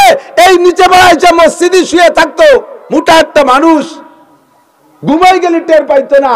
এই পেটটা ভরে মশায় কামড়াতো শুধু এই মাদ্রাসা প্রতিষ্ঠিত করার জন্য। আমার চাচা আব্দুল ওহাব রহমাতুল্লাহ আলাইহির কাছ থেকে বুড়োরা সেই আমলে যা শিখছে, হাজারো বোমা মারলি ছুটতে রাজি না। কিন্তু ইদানিং কালের যুবকরা এরা দিন বদলে বিশ্বাসী, পালা বদলে বিশ্বাসী। এতদিন একটা কিছু করছে, এখন ভিন্ন একটা কিছু করতে পারলে হাইলাইট হওয়া যায়, ভাইরাল হওয়া যায়। এরা ভাইরালের ভক্ত, হাইলাইটের ভক্ত, দিন বদলের ভক্ত, পালা বদলের ভক্ত, রুচি বদলের ভক্ত, মডেল বদলের ভক্ত। কাজেই পুরনো মুরব্বীরা যা বলে গেছে ওই ডেবাদ্য যদি কেউ কয় যে নামাজের মধ্যে দাঁড়াবা, একেবারে বুকের উপরে ছানা মারবা, আমিনটা একটু জোরে কবা, আর ইমামের পিছনে সূরা ফাতিহা ফিস ফিস করে পড়বা, তাহলে দেখবা সবাই তোমারে চেনবে। ওরে আল্লাহ, সেই ফাজিল নান্টু নামাজ পড়ে। নান্টু কেউ থাকলে তারা খেপাইও না, আমি টুও করছি। সেই ফাজিল বলটু কত ভালো হয়ে গেছে, উনারে নিজে পরিচিত করার জন্য, হাইলাইট করার জন্য, ভাইরাল করার জন্য এরকম করে। ও দোস্ত, এই পাঙ্কু পোলাপানদেরকে টান দিলে একদিক সরে চলে যায়। আমার শোনা লক্ষ্মী, আমার গোপালগঞ্জের সন্তান চন্দ্রদিগেলের যুবকরা ভালো করে মনে রাখবা, ধর্ম যদি বদল করতে হয় তাহলে আগে বদলাবে ওলামায়ে কেরাম। তোমাদের জন্য তোমাদের নিঃসিদ্ধান্তে ধর্ম চেঞ্জ করতে গেলে বিভ্রান্ত হয়ে যাইবা। কোনো ডাক্তার, ইঞ্জিনিয়ার, বিজ্ঞানীর কথায়, কোনো প্রফেসর আর মাস্টারের কথায় আমি নীতি চেঞ্জ করতে রাজি না। যদি হযরত মাওলানা আব্দুল্লাহ সাহেব আমারে বলে যে না ইসলাম এভাবে না এইভাবে, তাহলে আমি ভেবে দেখবো। এরপরে শুধু উনার কথা আমি পাল্টাবো না। আমার বড় মাদ্রাসা গহরডাঙ্গা আমি যাব, আব্দুল্লাহ সাহেব এই বলে ধর্ম কি এইরকম না ওইরকম, উন্ডা যদি ইনাকে ভেবে বাদ দেয় তাহলে উনি বাদ, আমি চলে যাব গহরডাঙ্গায়। এবার গহরডাঙ্গা আমার পরাণ করে না, চলে যাব হাটাজারি, পটিয়া, বাবুনগর, জিরি, নাজিরাট, লালবাগ, ফরিদাবাদ, মালিবাগ, যাত্রাবাড়ি, বড় বড় মাদ্রাসায় যাই আমি ধর্ম যাচাই করব। ওই পাঙ্কু পুঙ্কু টেলিভিশনের বক্তা, মাস্টার, ডাক্তারদের কথা আমার ধর্ম নীতি চেঞ্জ করা যাবে না। বিভিন্ন কৌশলে চলছে বাংলাদেশে তবলিগ আনছে হযরত মাওলানা আব্দুল আজিজ সাহেব রাহমাতুল্লাহ আলাইহি। আর এই চন্দ্রদিগেলের বুড়োরা সাক্ষী দেন, আমাদের এলাকায় তবলিগ আনছে হযরত মাওলানা আব্দুল ওহাব সাহেব। কথা বলেন। আর আমার চাচা যান সর্বপ্রথমে নিচে পাড়ার মোল্লাপাড়া যেই লোকটাকে কাজে লাগাইছেন তিনি হযরত সুফি সাহেব রাহমাতুল্লাহ আলাইহি। সাধারণ পাবলিক আল্লাহ পাক রব্বুল আলামিন তাকে ইলমে মারিফাত দিয়েছিলেন। সুফি সাহেব সাধারণ পাবলিক, তার ভিতরে যে কারামতি আল্লাহ পাক দিয়েছিলেন, বহুত কারগুজারি আমারে শুনাইছে, রেশতায় আমার তাও হিসাব হয়। সুফি সাহেবকে আল্লাহ তাআলা জান্নাতের আলা মাকাম দান করে, জোরে বলেন আমিন। এই এলাকায় তবলিগ আনছে হযরত মাওলানা আব্দুল ওহাব সাহেব। আর আব্দুল ওহাব সাহেব আলেম, আব্দুল ওহাব সাহেব পাবলিক না, আব্দুল ওহাব সাহেব অন্য ডাক্তার, ইঞ্জিনিয়ার, মাস্টার না, উনি আলেম। আব্দুল আজিজ সাহেব আলেম, মাওলানা জুবায়ের সাহেব আলেম, মাওলানা ওমর ফারুক সাহেব আলেম, মাওলানা মুহিবুল হক সাহেব আলেম। আমরা উলামায়ে কেরাম তবলিগ করি। তবলিগের নীতি যদি চেঞ্জ করতে হয় তাহলে আগে চেঞ্জ করবে উলামায়ে কেরাম। উলামায়ে কেরাম যতক্ষণ চেঞ্জ না করবে অতক্ষণ পর্যন্ত কোন ডাক্তার, মাস্টার আর এক মৌলবীর কথা আমরা ধর্মের নীতি চেঞ্জ করতে পারবো না। যদি কেউ নীতি চেঞ্জ করতে চায় বুঝবেন যে ওর মধ্যে ইহুদি চক্র কাজ করতেছে, ওর মধ্যে ইহুদি চক্র চক্র কাজ করতেছে। কথা বলুন ঠিক কি ঠিক না? সাবধান থাকবেন, সব সতর্ক থাকবেন। ইমান কিনা বেচা চলতেছে, ইমান কিনা বেচা চলতেছে। ইসলামের নাম দিয়া হাজারো দলের মানুষ আসতেছে ইমান কিনা বেচা করতে। আল্লাহু নূরুস সামাওয়াতি ওয়াল আরদ ইউরিদুনা লিউতফিউ নূরাল্লাহি বিআফওয়াহিহিম। তারা তাদের মুখের ফুঁক দিয়ে আল্লাহর ধর্মের বাতি নিভাইতে চায়। আল্লাহ কয় আল্লাহু মুতিম্মু নূরিহি ওয়ালাউ কারিহাল। ধর্মকে, আমার বাতিকে আমি জ্বালাবো, কাফেরের ভালো লাগলো আর মন্দ লাগলো কিচ্ছু আসে যায় না। আমার বাতিরে আমি জ্বালায় রাখবো, আমার বাতিরে জ্বালানোর জন্য যা যা লাগে তাই তাই দেব, যা যা লাগে তাই তাই দেব। তবলিগ লাগলে তবলিগ দেব, সরমুনাই লাগলে সরমুনাই দেব, নানুপুর লাগলে নানুপুর দেব, সদস্যরে লাগলে তারে দেব, তবলিগ লাগলে তবলিগ দেব, মাহফিল লাগলে মাহফিল দেব, যা লাগবে তাই দেব। হাফেজ লাগবে হাফেজ দেব, মাদ্রাসা লাগলে মাদ্রাসা দেব, যে কয়টা লাগে সেই কয়টা দেব, যা দেব সব আমি দেব। আমার ধর্মের বাতি তুই কোনোভাবে নিবে শেষ করতে পারবি না। তবে যেদিন শেষ হয়ে যাবে তোর মতো পাইকারি কাফের দিয়ে আমি দুনিয়ায় রাখবো না, তোর এক ডোক পানিও খাতি দেবো না। সাড়ে আরাম দাদা, আমার দুনিয়ার এক ডোক পানিও তোরে খাতি দেবো না যতক্ষণ পর্যন্ত জমিনে আল্লাহ বলনেওয়ালা না থাকবে। একজনও যদি আল্লাহ আল্লাহ করে বিলির মধ্যে, ওই বাগডাঙ্গার খালের কোনায় বসে কচুরির তলে আল্লাহ আল্লাহ সব কাফের হয়ে গেছে, ওই একটার কারণে দুনিয়া থাকবে। ওটা যে সব মরিয়ে যাবে, তারপরে ইসরাফিল বলবে যে দে ফুই দে উড়োই দে। তোমাদের কোন প্রযুক্তি দিয়ে দুনিয়াকে টিকিয়ে রাখতে পারতেছো না। কথা বলেন ঠিক কি ঠিক না? যা দরকার তাই দেব, যখন দরকার তখন দেব। এই দেশে যখন ইংরেজ প্রথম আসে, আমার দিক দেখেন, ইংরেজ যখন প্রথম আসে আমরা তো ইতিহাস পড়েছি দেখি নাই, আমরা একেবারে আখেরি জামানার মানুষ, ইতিহাস পড়েছি দেখি নাই। ইংরেজ এই বাংলার জমিনে উপমহাদেশে ঢুকছে, একটু একটু একটু একটু করে একটু একটু করে ঢুকছে। ঢুকতে ঢুকতে ঢুকতে ঢুকতে এবার তারা পুরো এই উপমহাদেশকে দখল করে ফেলাইছে। যখন এই উপমহাদেশকে দখল করে ফেলাইছে, সর্বপ্রথম কাজ করছে কি জানেন? সর্বপ্রথম কাজ করছে সেইটি হলো মাদ্রাসা শিক্ষা বন্ধ। মাদ্রাসা বন্ধ করো, আলেম মাইরিয়ে সাফ করে দাও। কারণ ধর্মের বাতি জ্বালায় আলেমরা, আর এই ধর্মের বাতির আলেম প্রোডাকশন হয়, এই পণ্য তৈরি হয় মাদ্রাসায়। মাদ্রাসায় তালা লাগাও, মৌলবি মাইরিয়ে সাফ করো। নামাজি পাবলিক মরার দরকার নাই, রোজাদার পাবলিক মাইরো না, হাজি পাবলিক মাইরো না, গাজী পাবলিক মাইরো না, কোনো পাবলিকের গায়ে হাত দিবা না, শুধু মৌলবি মারো আর মাদ্রাসা বন্ধ করো। 80,000 মাদ্রাসা বন্ধ করেছিল এই উপমহাদেশ থেকে। ভারত, বাংলাদেশ, পাকিস্তান, বার্মা, শ্রীলঙ্কা, মালদ্বীপ, এই কয়টা মিলের নাম হলো উপমহাদেশ। এর মধ্যে ছিল 80,000 কওমি মাদ্রাসা। 80,000 কওমি মাদ্রাসাই বন্ধ করে দিয়েছে। বড় বড় আলেমদেরকে বিশ্ব রোডের গায়ে, বড় বড় রাস্তার পাশে গাছের সাথে ঝুলাইয়া জীবিত অবস্থায় গায়ের চামড়া টাইনে ছিলে লবণ দিয়ে তাদেরকে শহীদ করে দিয়েছিল। হাজার হাজার আলেমদেরকে জেলে দিয়ে রাখছিল, হাজার হাজার আলেমদেরকে ফাঁসি দিয়েছিল, হাজার হাজার আলেমদেরকে ওই জজিরায় আন্দামান কালো পানি কালো দ্বীপের ভিতরে রেখে দিয়েছিল। ও বন্ধুরে, এমন করে ধর্মের বাতি নিবানোর জন্য যত চেষ্টা সব চালাইছি, নিধন করে দিয়েছে। এমন অবস্থা হয়ে গেছে। ইতিমধ্যে আল্লাহু আকবার, ভারতের ভিতরে কাসেম নানুতুবি রহমাতুল্লাহ আলাইহি আরো 2-3 জন আলেম নিয়ে ভারতের ভিতরে ওই দেওবন্দ মাদ্রাসার প্রতিষ্ঠা। আমাদের দেশে 88 বন্যায় মনে আছে না? 88, 98, দুইটা বন্যায় পানি বিষাক্ত হয়ে গেছিল। শৈল মাছ তো আপনাদের দেখে কত ছিল, সব মাছ গা হয়ে পয়সে গেল না। দেশি কোনো মাছই পাওয়া যেত না, অনেকদিন পর্যন্ত দেশি মাছ পাওয়া যাইতো না। টাকি মাছ, শৈল মাছ, গজার মাছ, বাইন মাছ, রয়না মাছ, সমস্ত মাছগুলো থুতমা পড়ছে, পেট পড়ছে, নেজ পড়ছে, ফুরিয়ে পয়সে ক্যান্সার হয়ে মরিয়ে সাপ। মাছে কি অন্যায় করছে যে এইভাবে মাইর খালো? কি অন্যায় করছে?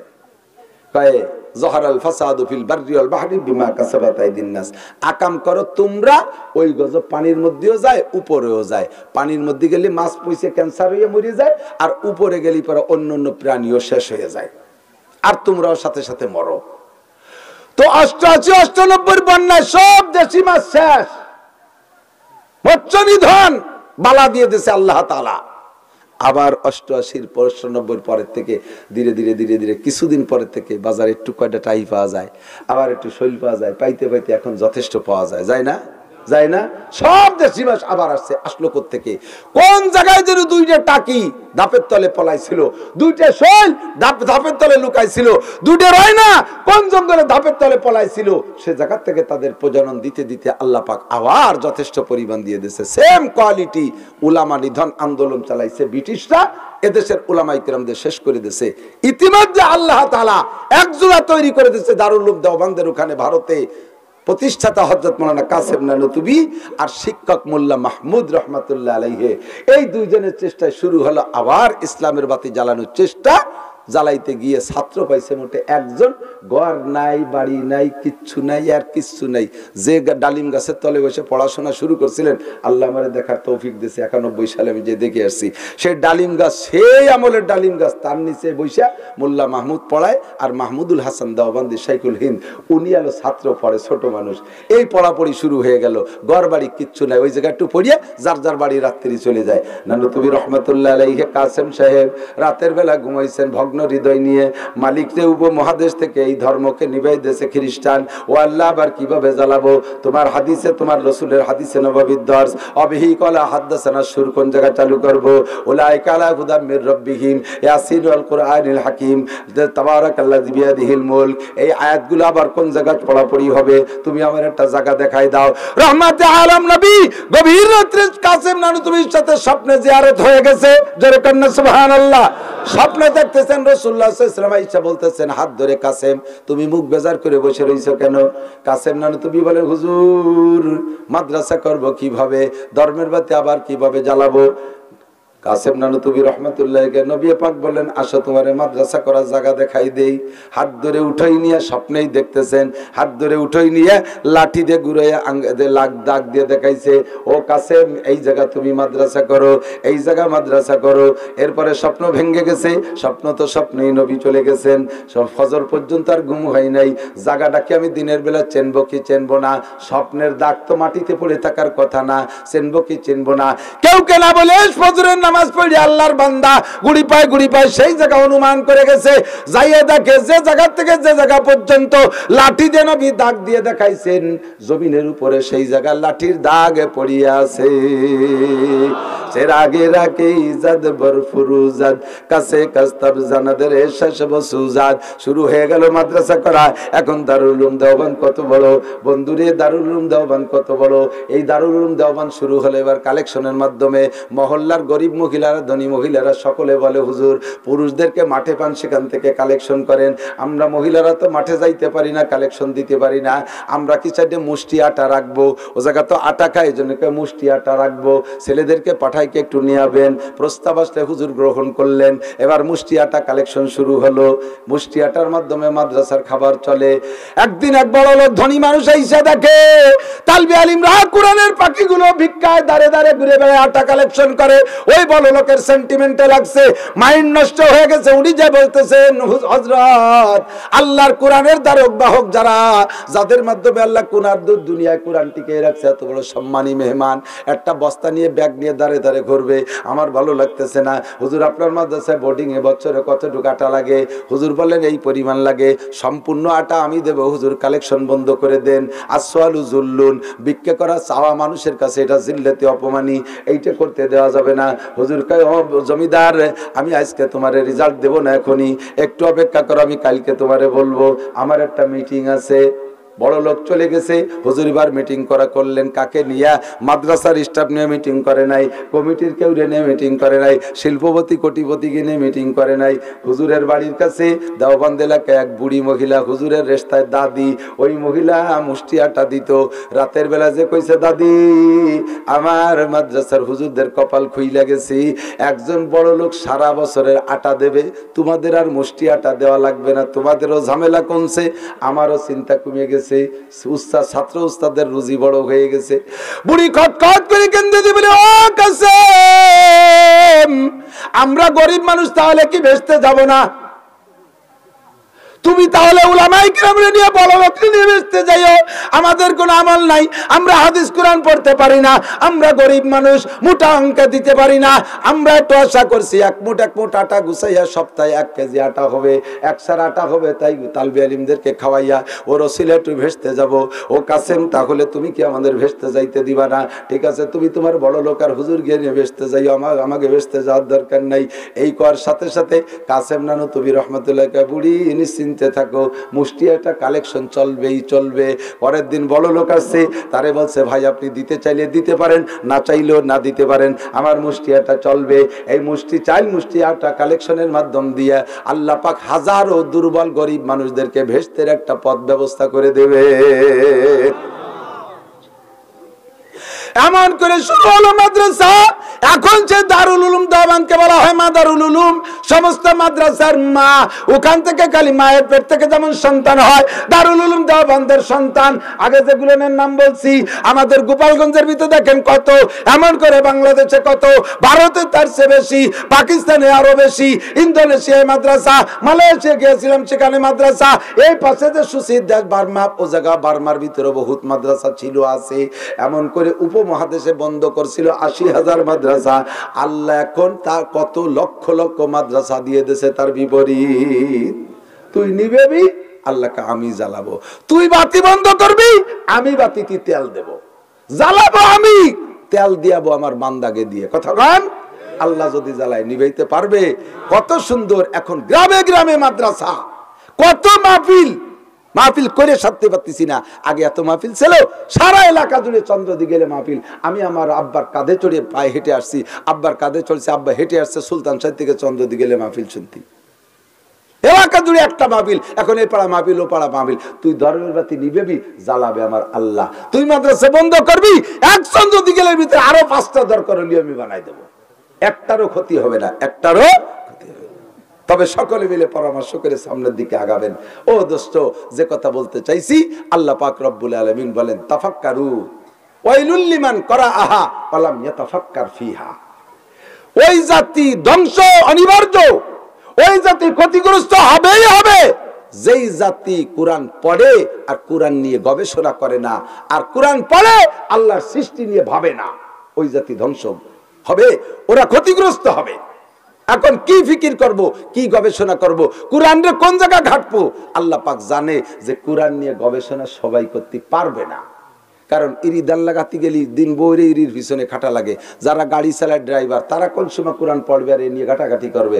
যারা অফিস আদালত করে, তারা কিভাবে করবে? কাজেই সবাই কোরআন পড়তেও পারবে না, ঘাটতেও পারবে না। কোরআন সবাই পড়া লাগবে, কোরআন সবাই পড়া লাগবে।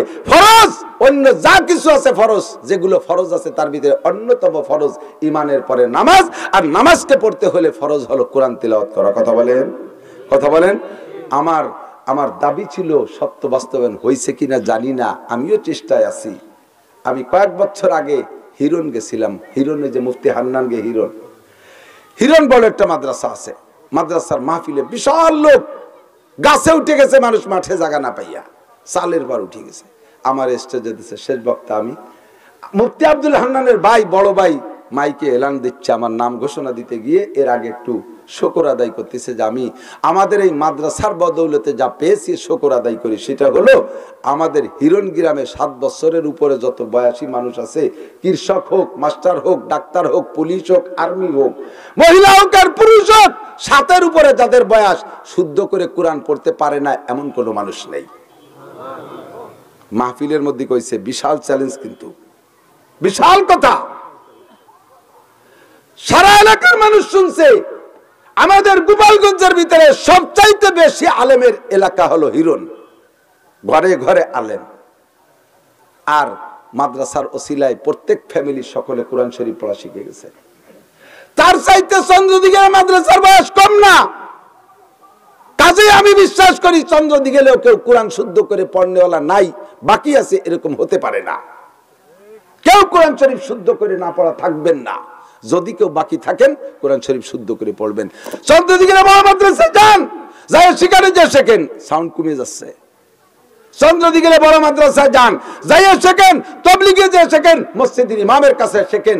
আর এই যে রেল স্টেশন মাদ্রাসা বানাইছেন, এটাকে প্রতিষ্ঠিত করে, এটাকে মজবুত করে, মেলা বড় লাগবে না, দাওরা হাদিস মাদ্রাসা এই জায়গা লাগবে না, 7 জামাত 10 জামাত লাগবে না। মেয়েদেরকে, ছোট বাচ্চাদেরকে কমপক্ষে এলাকার ভিতরে যারা আছে সবাই কোরআন শরীফ সুন্দর করে সকালবেলা পড়তে পারে, এরকম একটু ব্যবস্থা।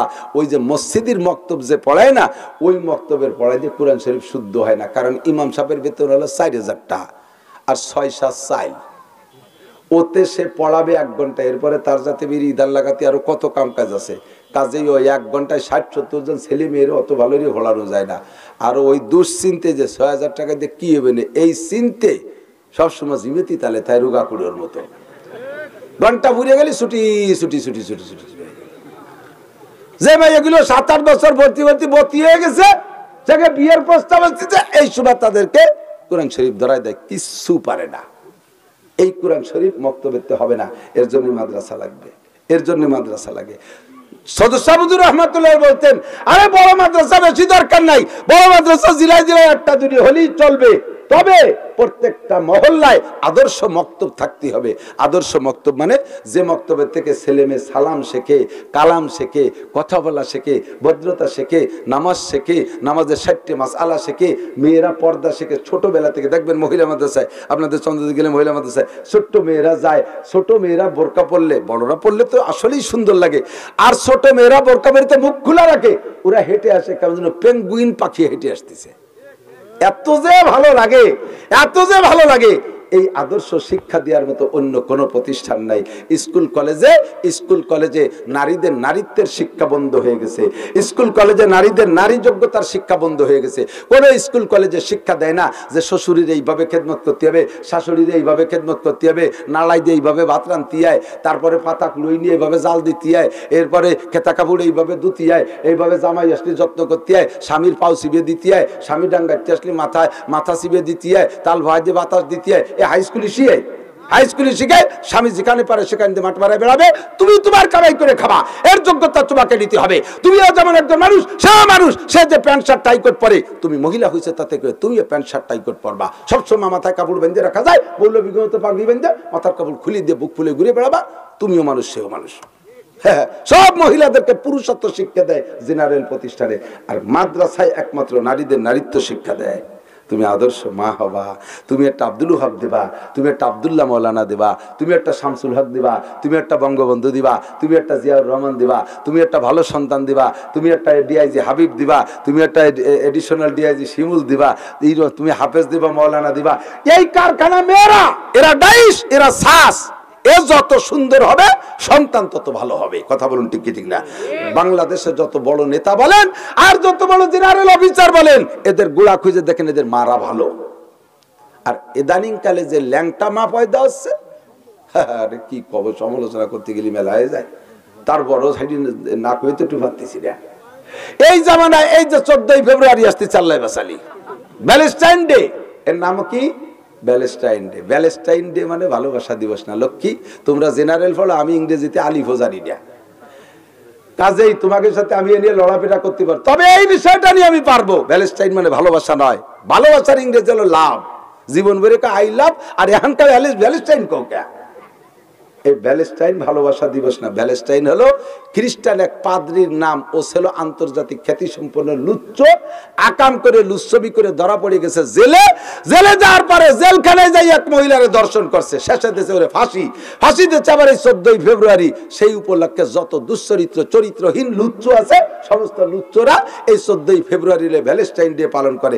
কাজেই এই দিন যারা আনন্দ উৎসব করবা, সবাই সে ভ্যালেন্টাইনের সাথী হবা, হাসরে মাঠে সাথী হবা। তোমরা লুচ্চ দিবস পালন করছো, তোমাদের ঘরের থেকে কোনোদিনও সুসন্তানের আশা করা যাবে না। আমার চন্দ্রদিগেলের যুবকরা, আমার চন্দ্রদিগেলের যুবকরা, তোমরা এখানে যারা আছো প্রতিজ্ঞা করতে হবে। আজকে আমি প্রাণ খুলে দোয়া করব, আল্লাহ তাআলা তোমাদের নেতা হযরত হাসান হুসাইন রাদিয়াল্লাহু তাআলা আনহুকে বানাই দিয়া তোমাদেরকে তার সাথে জান্নাতি করবে। আমরা এই ভ্যালেন্টাইন ডে জীবনও পালন করব না। জোরে বলো, করব? কারা কারা করবে না একটু আল্লাহকে হাত দেখাও। নারে তাকবীর। আল্লাহ হাতগুলো তুমি কবুল করে নাও। এই হাতওয়ালাদের মুখে তোমার হাতের খাড়া খাই দিও, তাদের এই স্থায়ী তওবার উপরে অটল থাকার তৌফিক দাও। আজকের এই তওবার পর স্থায়ী হওয়ার তৌফিক দাও। এদের সকলকে দ্বীনের খাদেম হিসেবে কবুল করে নাও। জীবনে একটা বার হলে হাত দুটো কাবার গায়ে ছোঁয়া দেওয়ার তৌফিক দিও। মাশাআল্লাহ, আলহামদুলিল্লাহ। যে হাত আল্লাহকে দেখাইছো শোনা, সেই হাত তুমি ওই ভ্যালেন্টাইন ডের কুত্তিডারে দেখাইও না। লজ্জা করে পিছনে মোটরসাইকেলের একেবারে কুত্তর মতো একটা বসাইয়া নাস্তি তালে বাপের সামনে দিয়ে যায়, দেশের মানুষের সামনে যায়, আর খুব ক্রেডিট দেখায়। আমি পাঙ্কু পিছনে বসাইছি পাওয়ার ব্যাংক। এই পাঙ্কু পাওয়ার ব্যাংক নিয়ে নাইছে বেড়াবি, তোর পাছার চামড়াতে কোন জায়গা যাইয়া ট্রেনের তলে চলে যাবি, ওই মরসেনা শিবার একটা জোড়া ওই রকমই পড়ে, পাঙ্কুরাই পড়ছে। বাসের তলে যাইস না, ট্রাকের তলে যাইস না, তোদের জন্য দোয়া করি তোরা বাইসে থাক।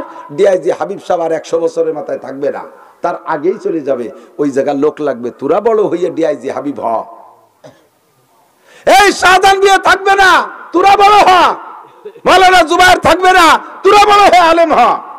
অমক সচিব মুন বুয়ে থাকবে না, তোরা বড় হয়ে মুন বুয়ে হবি। আর এমনি যদি পাঙ্কু পানারি ট্রাকের তলে চলে যায়, তোর মতো সোনার সন্তান পিতিলের গুগু কোয়ান যে পুড়ি যাবি, সেটা আমাকে লস হয়ে যায়। এই জন্য তোকে সুবুদ্ধি দিচ্ছি, ফিরি আয়। আল্লাহ পাক রব্বুল আলামিন আমাদের সকলকে সকল প্রকার নোংরামি থেকে বেঁচে থাকার তৌফিক দান করবেন, আমিন। আমার ভাই মাওলানা আবেদ, আমি এই জায়গা মাদ্রাসা প্রতিষ্ঠিত হোক বা না হোক এ মর্মে আমি কিছুই বলবো না। যদি আপনারা প্রয়োজন মনে করেন যে হাই মহল্লা একটা মাদ্রাসা হলে ভালো হয়, আপনারা যদি মনে করেন, তাহলে সে একজন অসুস্থ মানুষ, হার্টের রোগী, স্ট্রোকের রোগী চাইতেছে সে, আপনারা যদি প্রয়োজন মনে করেন সত্যি, তাহলে তাকে সহযোগিতা করে বাচ্চাদের আদর্শ শিক্ষার জন্য, দ্বীনি শিক্ষার জন্য এ জায়গা যতটুকু সম্ভব ততটুকু করেন, যতটুকু সম্ভব ততটুকু করেন। তবে সর্বোপরি সর্বক্ষেত্রে আমি বলবো, যারা মোহতাম সাহেব হুজুর উনিও খেয়াল করবেন, আপনারাও তার সাথে পরামর্শ করবেন, বড়দের সাথে পরামর্শ করিয়া এ কাজ করবেন ইনশাআল্লাহ। রাজি আছেন তো ইনশাআল্লাহ? আর পয়সা করি সব জায়গায় লাগে, চন্দ্রদিঘিলিয়া লাগে, পয়সা বহুত জায়গা যায়। আল্লাহ পাক এই গোপালগঞ্জের ভিতরে এখন আমার মনে হয় চন্দ্রদিঘিলাই অর্থনৈতিক দিক দিয়ে শীর্ষে আছে।